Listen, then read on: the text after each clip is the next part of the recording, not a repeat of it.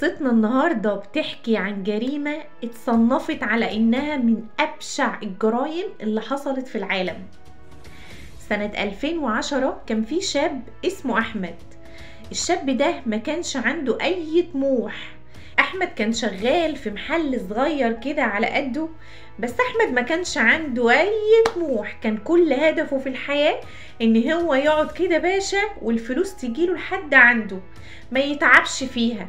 ما كانش بيحب الشغل ولا بيفكر في مستقبل ولا بيفكر في بكرة. كان عايش كده مع نفسه، كان شخص سلبي كده.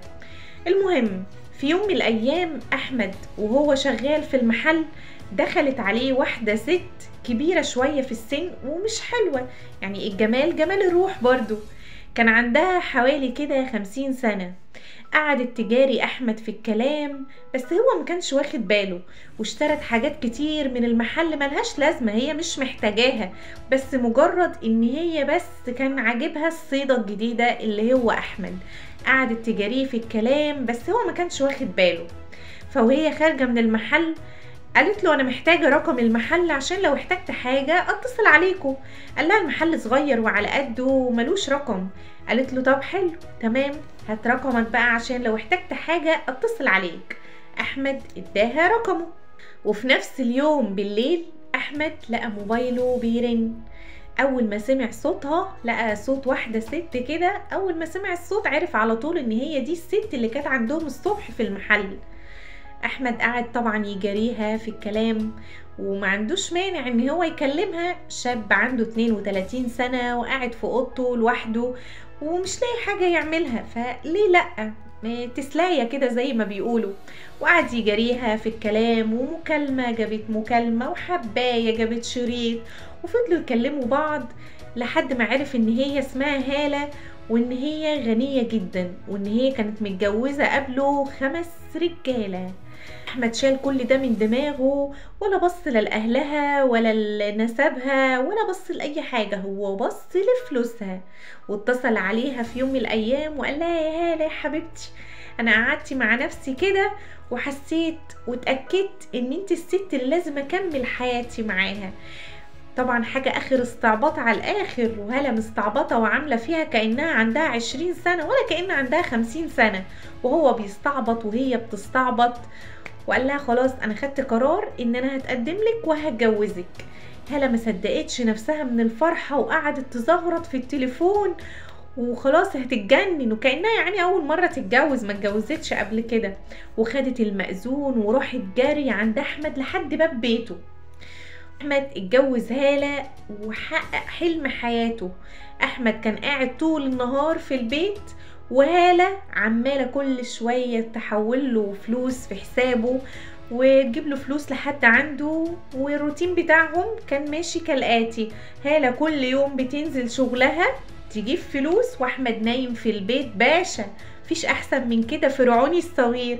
كان قاعد في البيت وهالة بتجيب له الفلوس لحد عنده، مفيش احسن من كده. وفضلوا متجوزين 1 و2 لحد ما احمد بدأ ان هو يحس بالملل، بدأ ان هو يزهق كطبيعة الانسان. واحمد وهو قاعد مع هالة كده في وقت صافي مع بعض قال لها يا هالة يا حبيبتي، هو انت ليه كل السنين دي ما خلفتيش؟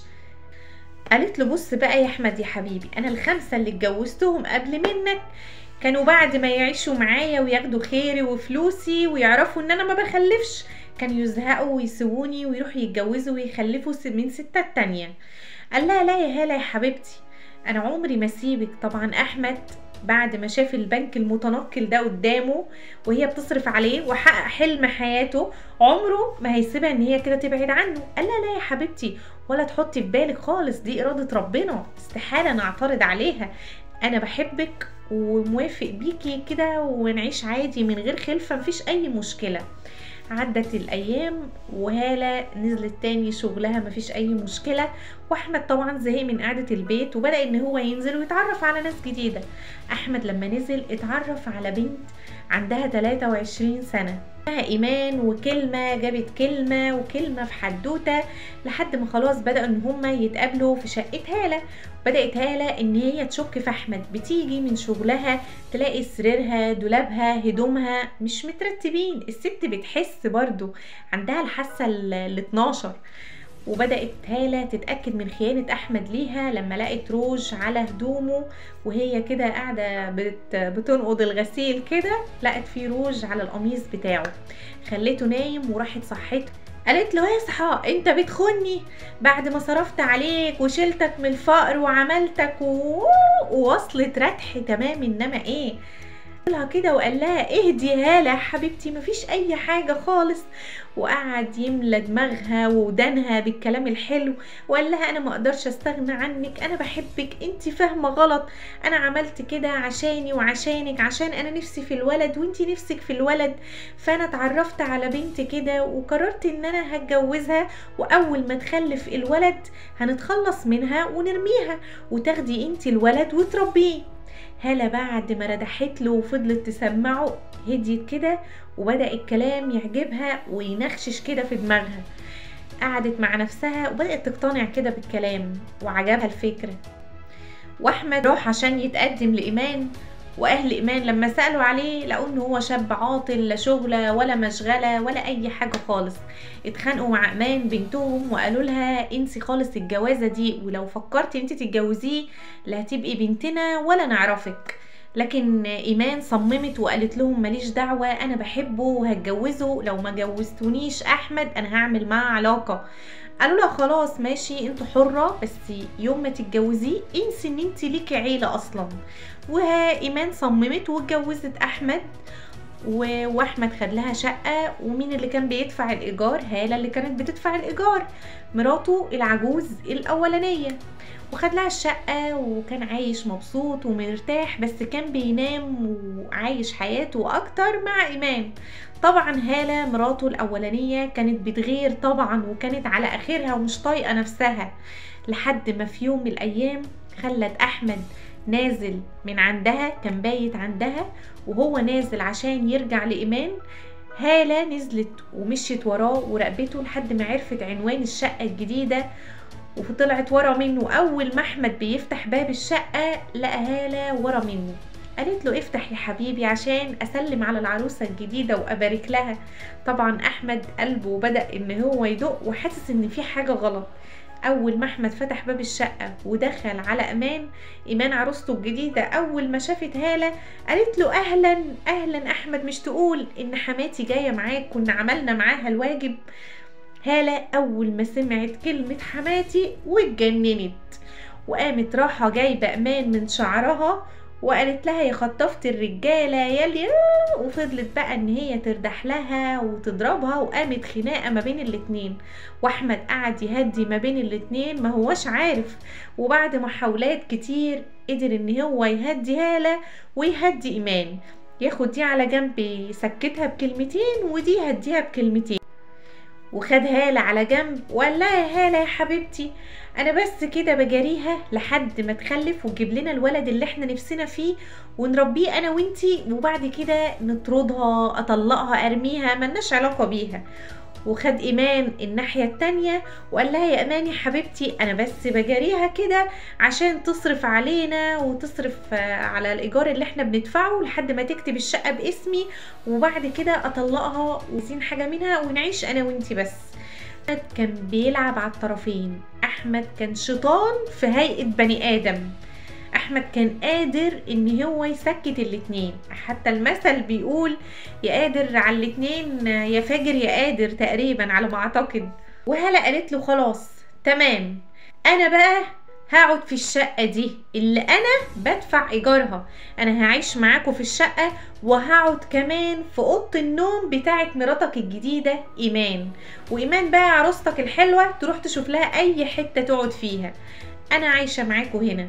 وعاشوا هما التلاتة في نفس الشقة لحد سنة جابت سنة، وإيمان حملت في أول بنت ليها، وبعديها بمدة قصيرة إيمان جابت البنت التانية وبقى معاها بنتين. طبعا هالة غارت من إيمان، إزاي هي عمالة بتخلف ودي ما بتخلفش، يعني الغيرة طبعا اشتغلت في قلبها وما بقتش طايقة نفسها. هنا بدأت هالة ان هي تنفذ اول خطتها. واحمد كل ما يروح يطلب منها فلوس تقول له ما معيش فلوس، اجيب لك منين؟ انت دلوقتي راجل ومتجوز 2 وعندك بنتين 2، انزل بقى واشتغل واصرف وهات فلوس. قال لها ايه الكلام اللي انت بتقوليه ده؟ انت بتهزري؟ اشتغل واجيب فلوس؟ ايه اللي انت بتقوليه ده؟ وبدأ ان هو يتعصب عليها ويتنرفز وكان هيضربها. هنا هالة اتمسكنت عليه وقالت له يا احمد يا حبيبي، انا كنت بفكر ان اكتب لك الشقة دي باسمك، اكتب لك الشقة دي تمليك باسمك. احمد اول ما سمع كده عينه لمعت وفرح وما بقاش مصدق نفسه. قالت له بس بشرط اللي اقول لك عليه هو اللي هتعمله. قال لها أموري وشوفوني كده هنفذ ولا مش هنفذ. قالت له انا عايزاك تمسك مراتك ايمان وتضربها حتة علقة محترمة وقدام بناتها.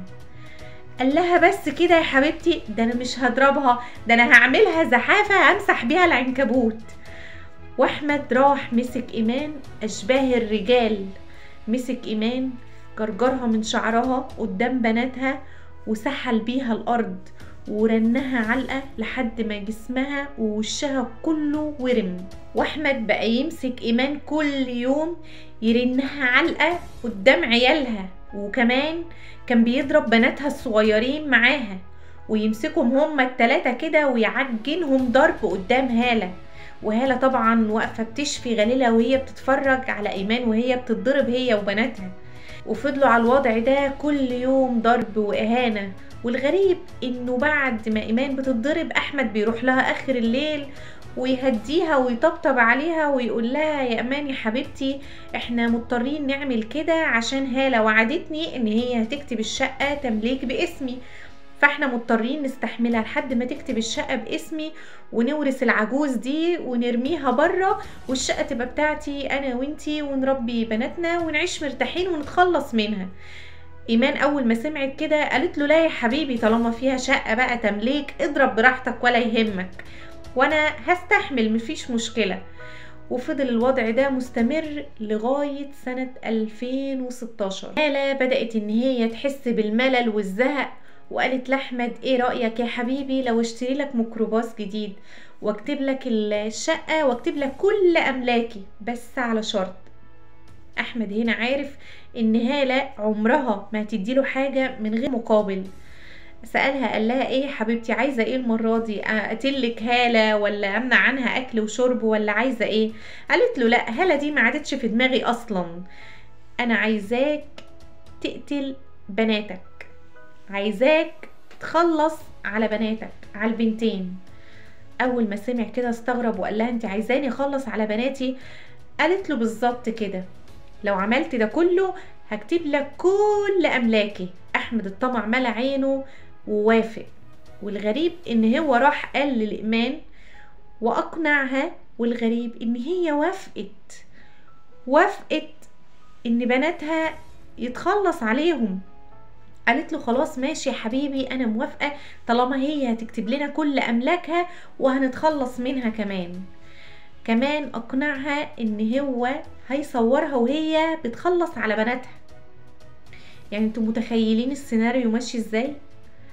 وفعلا ايمان ان هي تتخلص من بناتها 3 سنين وسنتين. وفعلا خدوا البنت الاولانيه وملوا البانيو ميه وخدوا البنت ودخلوها، وايمان والدتها قالت لها تعالي حبيبتي محميكي، وسابت التانية تتفرج على التلفزيون لحد ما يجي دورها. وايمان دخلت الحمام وملت البانيو ميه ومسكتها من شعرها وغرقتها في قلب الميه. وطبعا كل ده واحمد وهالة واقفين بيصوروا بالموبايل. انا مش متخيله السيناريو بجد، الموضوع صعب جدا وله مصادر عشان لو حد كذبني او دخل مش مصدق الكلام تقدروا تجيبوا القصة وتعرفوها. وجابوا البنت التانية وعملوا فيها زي الاولانية، واحمد برضو وهالة واقفين يصوروا الام وهي بتخلص على بناتها. وبعديها جابوا مواد كيميائية وحطوا البنتين فيها عشان يمحوا اي ملامح ليهم. وبعديها حطوا البنتين في شنطة ودفنوا الشنطة في منطقة في المرج. سنة 2017 العمارة اللي فيها إيمان وهالة وأحمد اتباعت لراجل محترم. الراجل المحترم ده خلى مراته هي اللي تشرف على العمارة وتتعرف على سكان العمارة شقة شقة. فجي الدور على شقة إيمان وأحمد وهالة، وكانت عايزة تتعرف عليهم. كل ما تحاول ان هي تقرب منهم او تتعرف عليهم يصدوها ويقفلوا الباب ويرفضوا ان اي حد يتعامل معاهم او يبقى ليهم اي صلة باي حد. فهنا مرات صاحب العمارة بدأت تحس ان في حاجة غلط، الناس دي وراها قصة كبيرة. لحد ما في يوم من الأيام شافت إيمان وهي جاية من السوق ولابسة العباية ولابسة النقاب، بس إيمان ما كانتش تعرف إن وراها مرات صاحب العمارة، فرفعت النقاب. فمرات صاحب العمارة شافت وشها كله كدمات ومن الضرب، عينيها الاتنين كانوا يعني مفزوعين كده زي ما بيقولوا، عينيها مش موجودة وبطنها حامل. صاحبة العمارة اتخضت من المنظر اللي شافته وحاولت ان هي تتعرف عليها، لكن هي رفضت نهائي. هنا مرات صاحب العمارة اتأكدت ان في حاجة غلط، لحد ما ايمان جت ميعاد الولادة وولدت في الشقة. واول ما ولدت قطعوا الحبل السري، وفي المرة دي ايمان جابت ولد ومسكوا الولد عملوا فيه زي ما عملوا في اخواته البنات بالظبط، خلصوا عليه ونفس الطريقة ونفس السيناريو. بعد اللي عملوه ده كله قعدوا يعذبوا في إيمان وطردوها من الشقة. إيمان خرجت على السلم وقعدت تعيط يا عيني، ومن كتر ما هي بتعيط صاحبة العمارة سمعتها وخرجت قعدت تطبطب عليها وقالت لها مالك فيكي ايه. إيمان حكت لها كل حاجة وقالت لها خلوني أقتل ولادي التلاتة. وكانت كل ده مرات صاحب العمارة بتسجل لإيمان كل حاجة على الموبايل، وطبطبت عليها وخدتها في حضنها ودخلتها شقتها عشان ترتاح، وخدت التسجيل واتصلت على جوزها وحكت له كل حاجة. وجوزها جه جاي وخد التسجيل ده وراح لأقرب مركز شرطة وسمعهم التسجيل. الشرطة جت جاري واقتحمت الشقة وقبضت عليهم هما التلاتة، معاهم الموبايل اللي يثبت عليهم الجرائم اللي ارتكبوها، واتقبض عليهم هما التلاتة واتحكم عليهم بالإعدام. احمد وهو في السجن اول ما سمع النطق بالحكم ان هو يتحكم عليه بالاعدام جاله سكتة قلبية وراح في داهية. وايمان وهالة اتعدموا بالسلامة.